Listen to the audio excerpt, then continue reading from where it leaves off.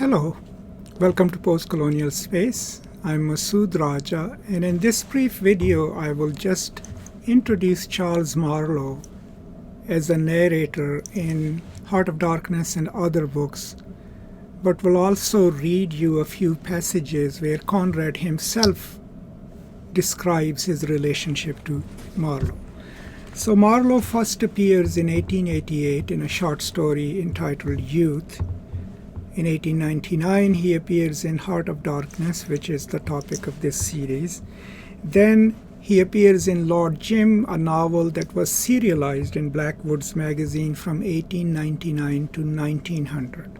And the final time he appears as a narrator in Conrad's novel Chance in 1913. Now here is how Conrad himself talks about Marlow. Let's read, and then we'll come back and talk about it. Youth was not my first contribution to Mega. It was the second. But that story marks the first appearance in the world of the man, Marlow, with whom my relations have grown very intimate in the course of years. The origins of that gentleman, nobody as far as I know had ever hinted that he was anything but that. His origins have been the subject of some literary speculation of, I'm glad to say, a friendly nature. One would think that I'm the proper person to throw a light on the matter, but in truth I find that it isn't so easy. It is pleasant to remember that nobody had charged him with fraudulent purposes or looked down on him as a charlatan. But apart from that, he was supposed to be all sorts of things: a clever screen, a mere device, a personator, a familiar spirit, a whispering daemon. I myself have been suspected of a mediated plan for his capture. That is not to say I made no plans. The man Marlow and I came together in the casual manner of those health resort acquaintances, which sometimes ripen into friendships. This one has ripened. For all his assertiveness in matters of opinion, he is not an intrusive person. He haunts my hours of solitude, when in silence we lay our heads together in great comfort and harmony.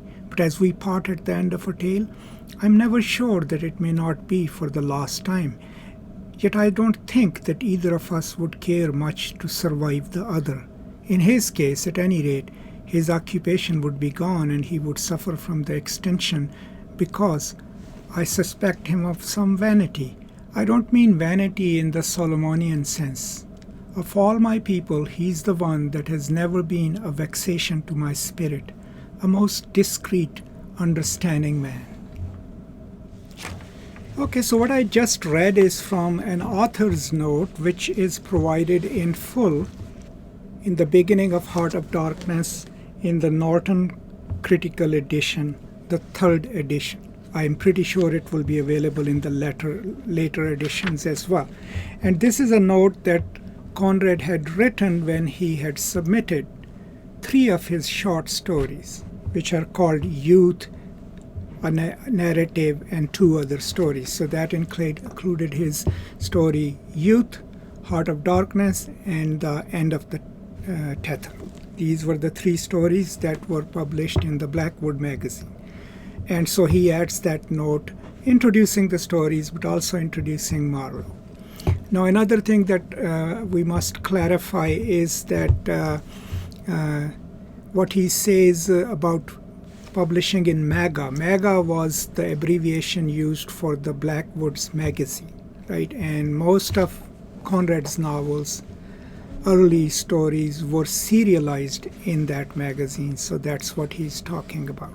Now, as he goes to introduce Marlow, he's first of all telling us that, Marlow is kind of a familiar character to him, but he also tells you in a very facetious manner what people have speculated about him, that he's a screen, that he is an alter ego, right? These are some of the things that the critics were associating with Marlow and seeing Conrad in him, and we still do that, right? So he's kind of making fun of it. But one thing that comes across very clearly when he mentions that we are kind of like people who got to know each other while recovering from something, that there is a certain degree of affinity and familiarity between the character of Marlow and narrator and the author himself, so we wouldn't be stretching our imagination too much if we were to think that maybe some of the things that Marlow says and does are actually the things that Conrad himself might believe in.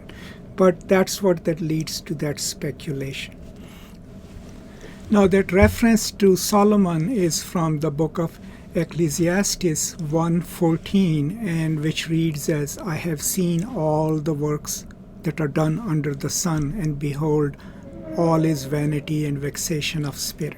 And so that too, in my opinion, Conrad being facetious, that, Marlow is smart, he's a gentleman, but he's also a little vain, right? And that the question is, both of them are intertwined, and if one dies, the other would too, of course, because the author is the one that creates the stories in which Marlow speaks. But in a way, in so many ways, Marlow outlives Conrad as a narrator and as a storyteller.